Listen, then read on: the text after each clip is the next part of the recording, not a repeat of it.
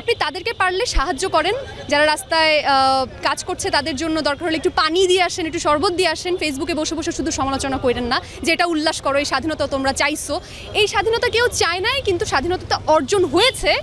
যারা আন্দোলন করেছে তাদের জন্য অনেকের রক্তের বিনিময়ে এটা এখন রক্ষা করতে হবে। প্রথমত বলবো এই কথাটা ভুল যে স্বাধীনতার নামে কিছু হচ্ছে। স্বাধীনতার নামে আসলে কিছু হচ্ছে না। একটা বেশ বড় একটা বিপ্লব ঘটে গেছে, যেটা হচ্ছে এই মুহূর্তে। সেটা নিঃসন্দেহে আমরা যে জন্য এখানে দাঁড়িয়েছি, রাহুলদার বাসায় যেভাবে আক্রমণ হয়েছে, এটা সহ সারা দেশে অনেক ধরনের অরাজকতা হচ্ছে। এটা আসলে কিছুটা প্রত্যাশিত এরকম একটা বিপ্লবের পর। আমি বলছি না এটা স্বাভাবিক, মানতে হবে, কিন্তু এটাকে প্রতিহত করতে হবে। এটা হচ্ছে সবচেয়ে বড় দায়িত্ব। কারণ এরকম একটা বিপ্লবের পর যেখানে এখনও যথাযথ সরকার এখনও গঠিত হয়ে ওঠেনি এবং আইন শৃঙ্খলা বাহিনী বলতে কিছুর অস্তিত্ব সেরকমভাবে নেই, সেই জায়গাটায় দেশে তো অনেক খারাপ মানুষ আছে, চোর আছে, ডাকাত আছে, অনেক সুযোগ সন্ধানী আছে, যে জন্য আমরা কিন্তু ঘরে দরজা লক করেই বাইরে বের হই। আর সেই জন্যই কিন্তু আমাদের নিরাপত্তার জন্য আইন শৃঙ্খলা ব্যবস্থা থাকতে হবে, যেটার উপর আমাদের আস্থা চলে গেছে। কারণ এই আন্দোলনের সময়টায় যেভাবে পুলিশ নির্বিচারে সাধারণ মানুষকে, স্টুডেন্টকে হত্যা করেছে, পুলিশের উপর আস্থাটা আসতেও সময় লাগবে।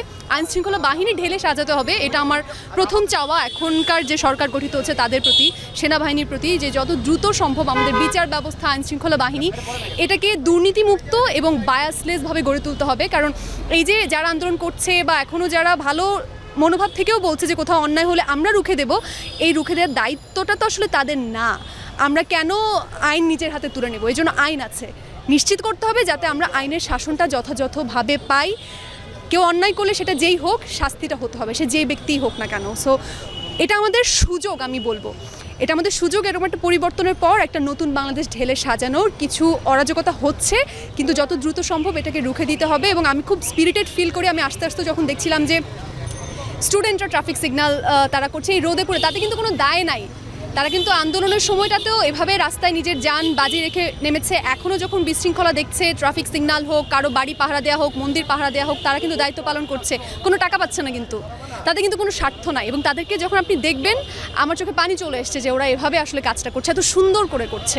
সো আপনি তাদেরকে পারলে সাহায্য করেন, যারা রাস্তায় কাজ করছে তাদের জন্য দরকার হলে একটু পানি দিয়ে আসেন, একটু শরবত দিয়ে আসেন। ফেসবুকে বসে বসে শুধু সমালোচনা করেন না যে এটা উল্লাস করো, এই স্বাধীনতা তোমরা চাইছো।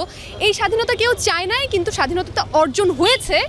যারা আন্দোলন করেছে তাদের জন্য অনেকের রক্তের বিনিময়ে এটা এখন রক্ষা করতে হবে। সবাই যার যার জায়গা থেকে কাজটা করেন, এটাই একমাত্র চাওয়া। Thank you.